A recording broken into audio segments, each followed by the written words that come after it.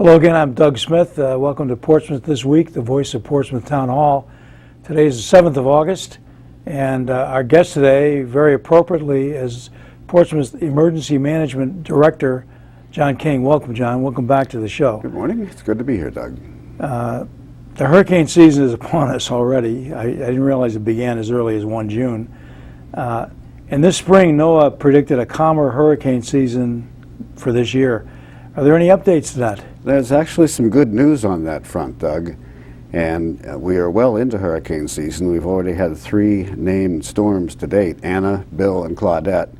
2 of those made landfall, one in Texas, one in South Carolina, and the other one blew out to sea. So we can expect more in the coming months. They've reduced their forecast. Their initial forecast was issued in May. They put out a brand new forecast yesterday morning, coincidentally. Okay. Good timing for us. Good timing, yeah.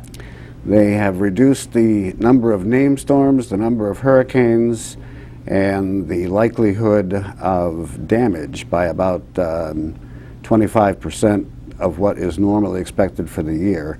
The short story is, for the remaining part of 2015 hurricane season, we expect 3 to 7 named storms.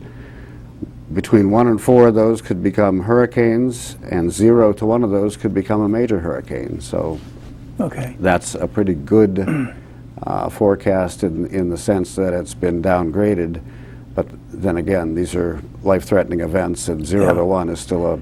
Well, you know, you've been in the business for a while. How accurate has NOAA generally been on these forecasts? I haven't looked back to see how accurate they are in their long-range yearly forecasts. Because that's stuff to do. We see how the weather changes almost hourly.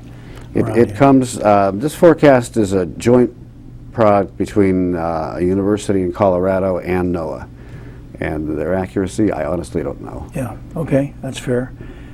We are a coastal community, so we have to consider that we're always vulnerable to these storms.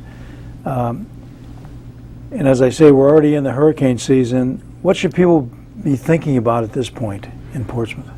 Well, certainly you should be considering the possibility of a hurricane or a major tropical storm blowing in.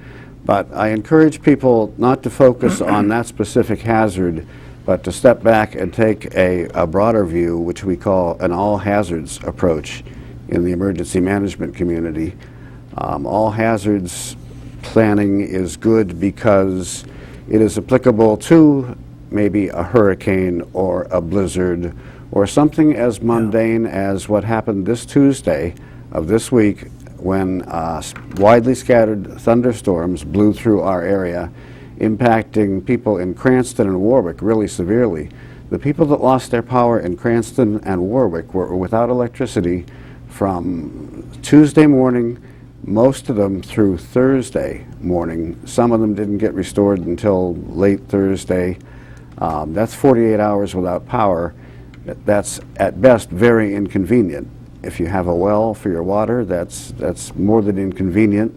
I'm sure it's uncomfortable without air conditioning. You have no TV, radio, lights. So yeah, when you plan ahead for contingencies, all hazards planning is a good route to go. And we'll talk about that a little bit further on when we talk about building a kit. Okay. The interesting thing to me about that one on Tuesday is that I don't think anybody was really calling for those until just before they hit.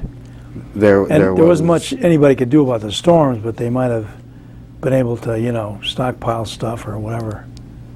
Well, that's why the planning is so important ahead of time. If we could predict our emergencies, they wouldn't be emergencies, and our jobs would be a heck of a lot easier. Yeah, absolutely. Okay, the last time we talked about this was probably about a year ago. You talked about 4 components of preparedness. I assume those are still...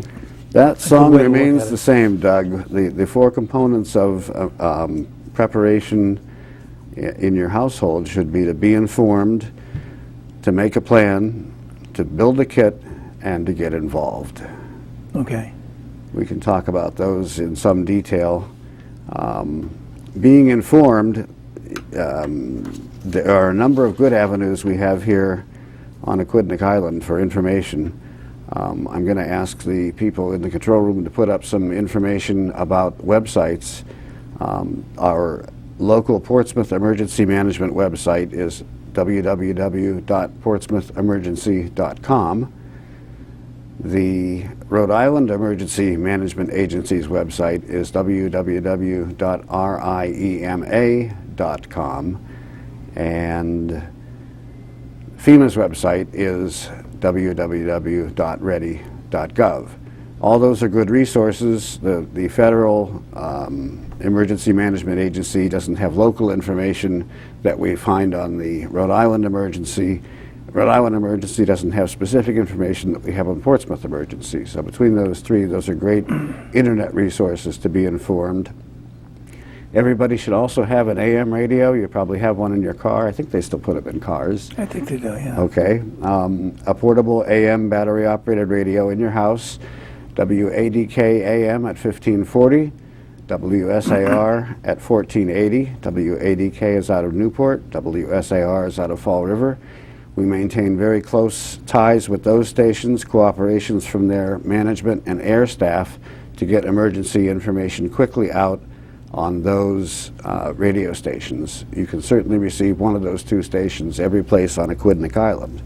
I encourage people to find those on the radio dial before you really need them. And there then is your local television media, which are very good in the event of storms. However, there may be some lack of local Portsmouth-specific information on your local TV outlets. They are receiving a lot of information from various parts of the state, and the larger population centers, Providence Metro, tends to overwhelm the news from little old Portsmouth. So your local sources are probably more timely and better.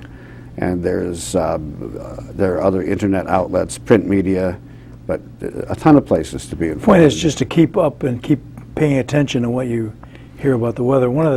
We've got these little things here, John, that this is taken from the Portsmouth Emergency website, and it lists the AM stations. It also talks about some other things, Facebook and Twitter. Can you talk a little bit about those?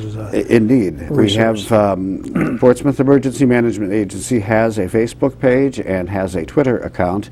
Both those are linked to on the Portsmouth Emergency website. You can access Facebook and Twitter from the Portsmouth EMA website.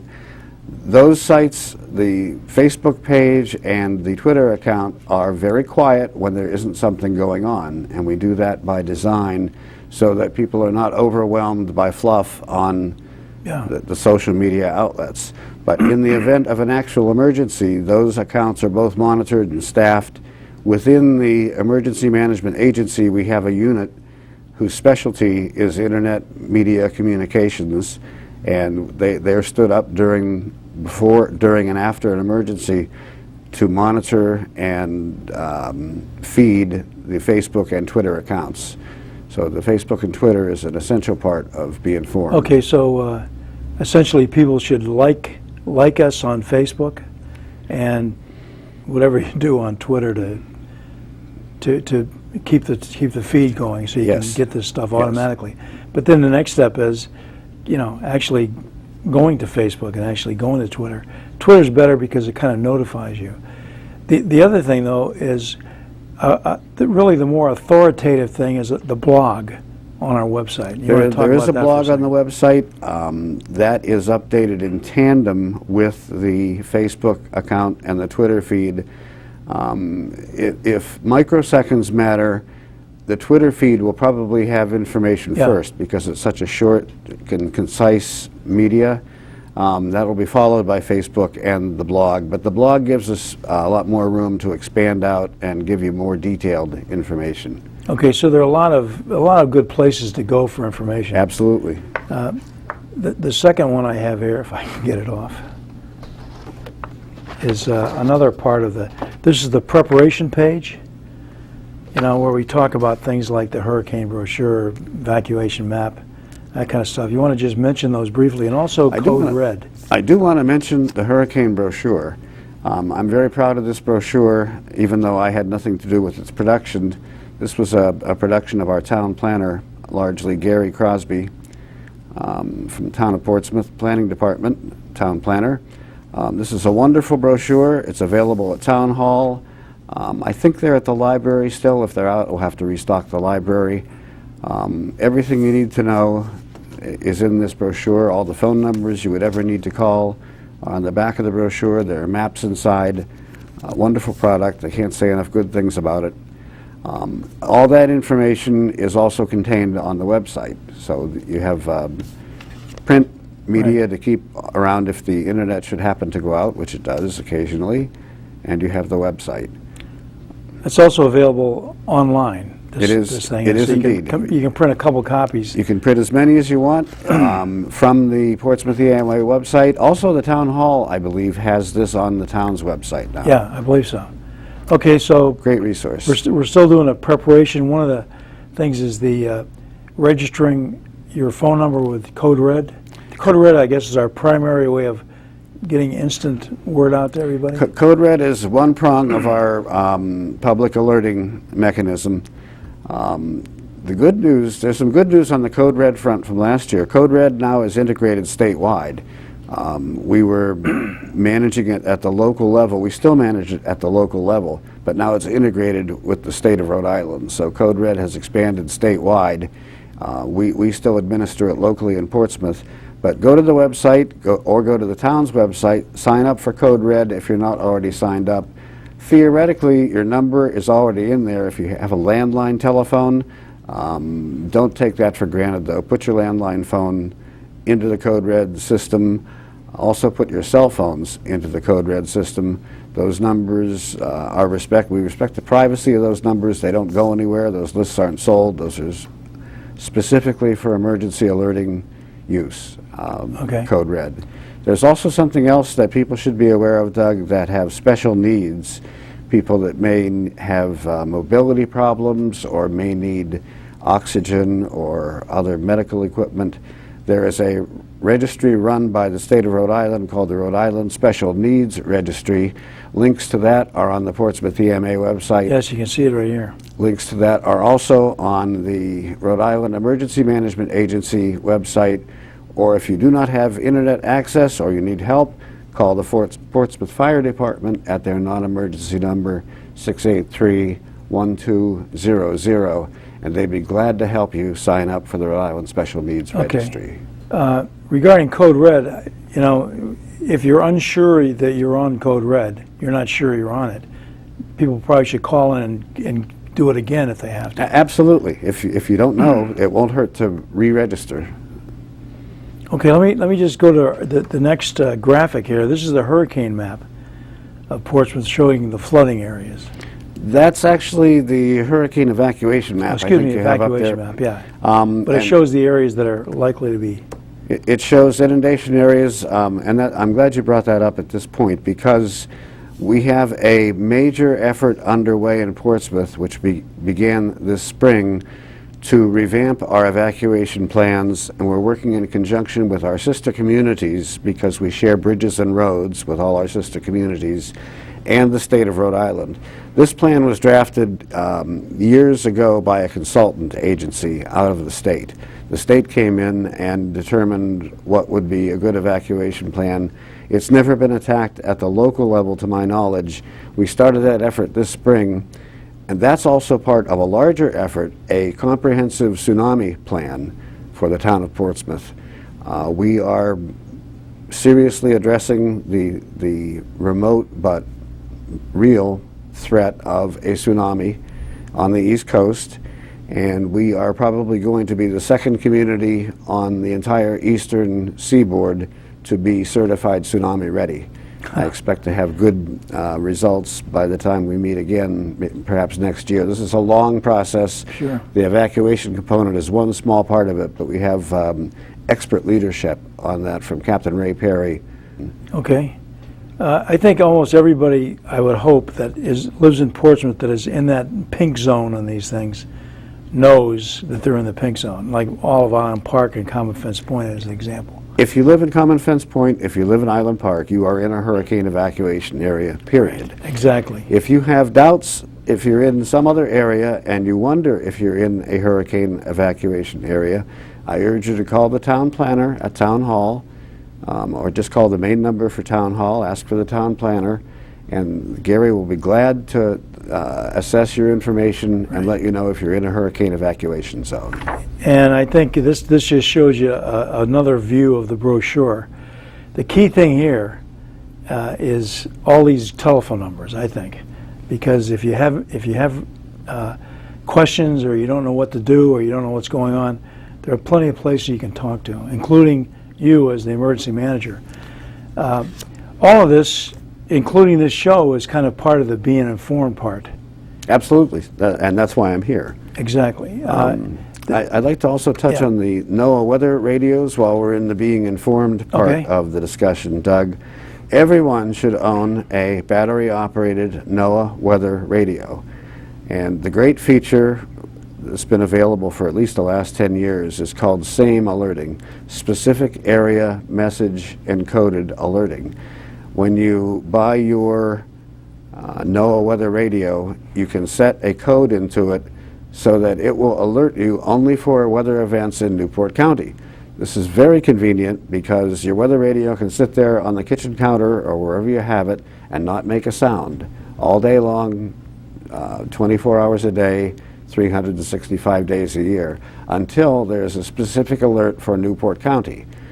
Good example of that, the storms on Tuesday, there was an alert maybe 20, 30 minutes before those storms touched down. We were fortunate not to get impacted by those. I think we've had, I can count, maybe 6 SAME alerts all year. Some of them were associated with the winter storms, and we've had a couple this summer. SAME alerting is a wonderful thing. It doesn't make noise until there is something you should really know about, and that'll happen overnight as well. Now, these are battery-powered radios, or do they? Yes. Okay, so they're battery-powered, so you can't really leave them turned on, right? Because they'll. No, I'll take that back.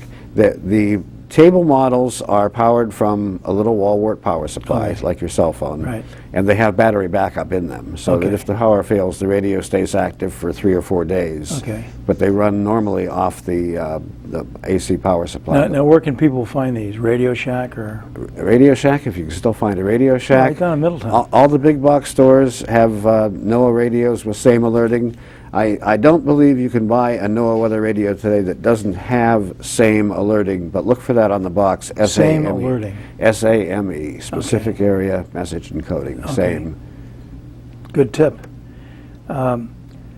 Anything else you want to talk about being informed? I think we pretty much covered informedness. Okay, informedness. Let's go to preparedness. Make a plan, have a plan. You discussed this last time, why it's important for families to have a plan. Can you talk about that a second? You absolutely should have a family plan, and that's the place to start your planning. Again, an excellent resource for planning for any phase of emergency preparedness is www.ready.gov.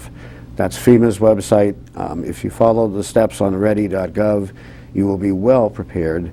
But as far as your family plan, you need to know, number one, if you are in one of our hurricane evacuation zones. That will dramatically alter your planning.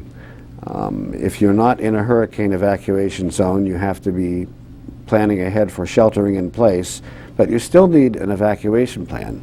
You can have local emergencies occur suddenly, a hazardous material incident, or any number of other scenarios I could imagine where a neighborhood may need to be evacuated suddenly. Don't think that if you live in a hurricane evacuation area, you'll never have to evacuate your residents. It can happen.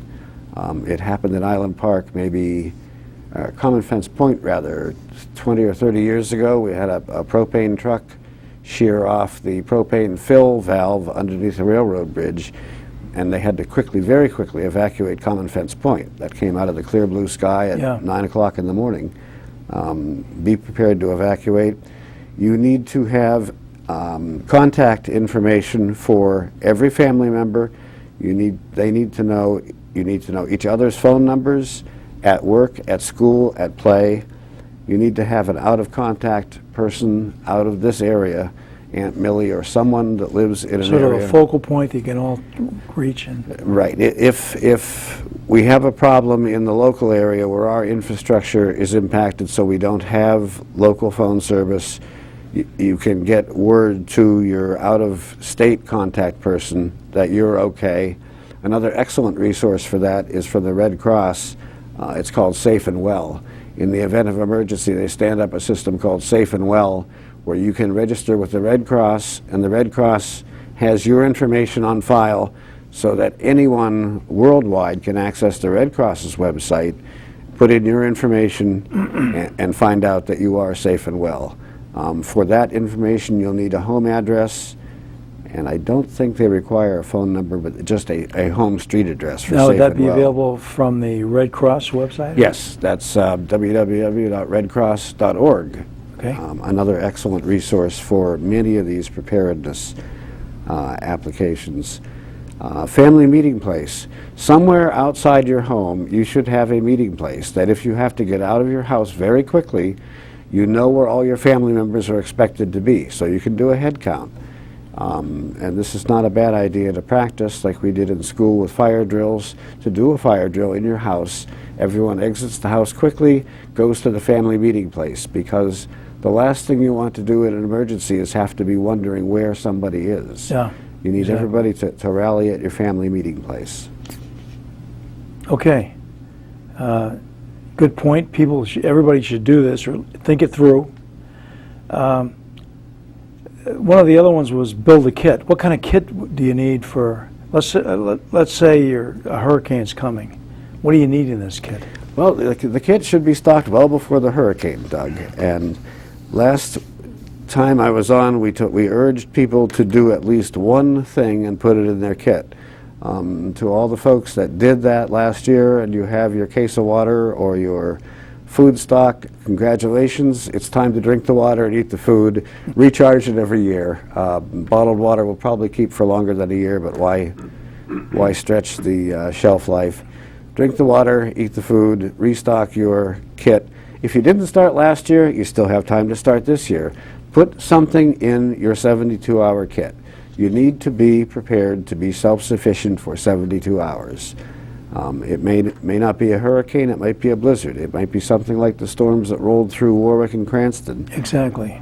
You do need to be self-sufficient for 72 hours. A good place to start from this is during the winter storms we had, during the last hurricane event we had, Sandy.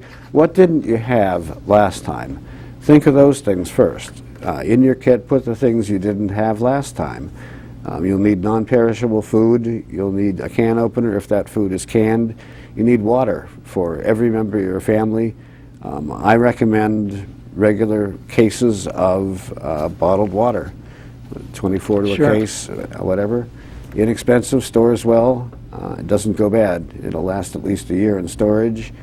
You need lighting. The people that were impacted in Tuesday's storm went through at least one night, probably 2 nights, with no lights, no electricity.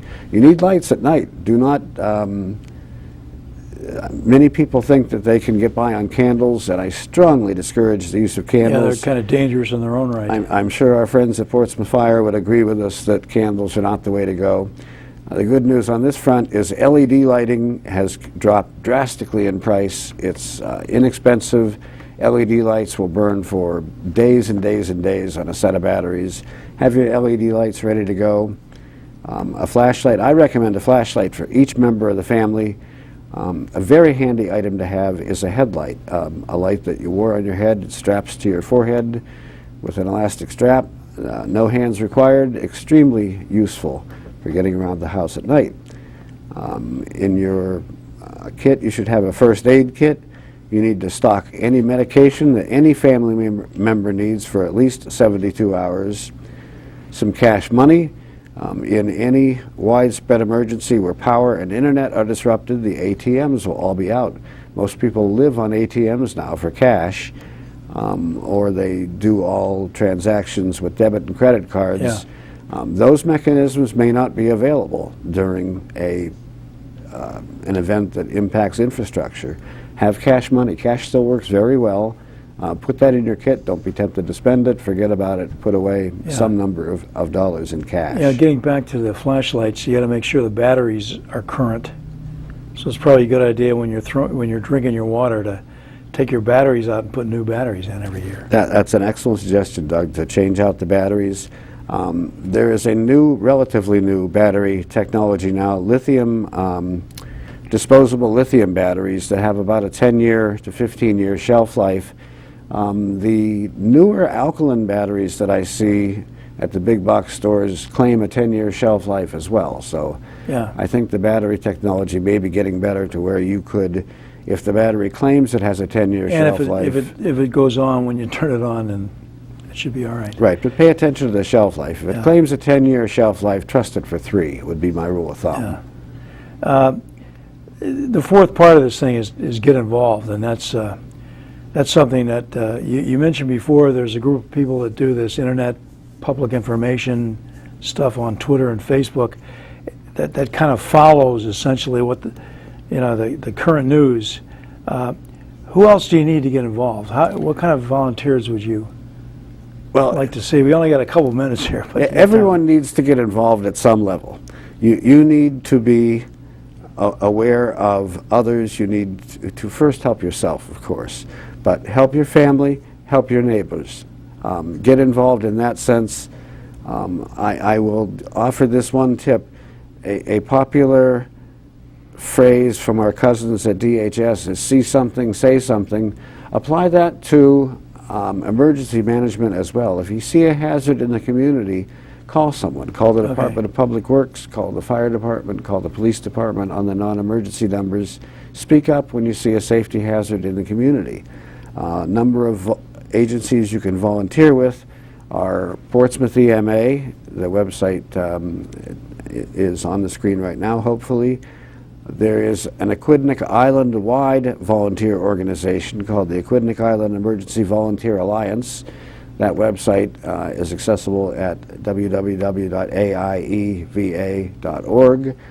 The Red Cross is always looking for volunteers. Right. The Potter Shelter is looking for volunteers. Yeah, we haven't mentioned pets at all, and I think people have to think through what they're going to do with their pets in the event of a hurricane. Pets are a very, very important part of emergency planning and especially evacuation planning. We partner, as do all the other Potter Shelter has a brand new facility. They can accept a fairly large number of pets in an emergency. The only caveat is during the actual storm part of an emergency, the shelter will be on autopilot. They won't have humans there during the actual storm, but before and after they certainly will have people caring for them. Okay, John, we're out of time already. I'd like to thank you for coming in. I'd like to add one more thing about those social media that you use. People can contact the EOC that way as well and keep us informed. That's one component of that, yes. Well, listen, thanks so much for coming in. Doug, my pleasure. I just want to remind people about a couple events coming up here in Portsmouth. First is the Historical Society. They're having a hymn sing in the church that is the Portsmouth Historical Society headquarters, and it's on Sunday, August 11th. Sounds like a good time. You might want to come down and see the condition of the building they operate out of and take part. The other thing is an ongoing project, Our Town, from Rhode Island PBS. Last Wednesday they had a meeting at the library. RI PBS wants people to start taking and submitting videos and photo stories during the months of September and October. And the cutoff is the end of October because they will start editing themselves in early November, and the show airs on 2 December. If you have any questions about that, go to the RI PBS website. Click on Margie O'Brien's link and you can ask her any question you like. That's it for me, Doug Smith, signing off. See you the next time on Portsmouth This Week.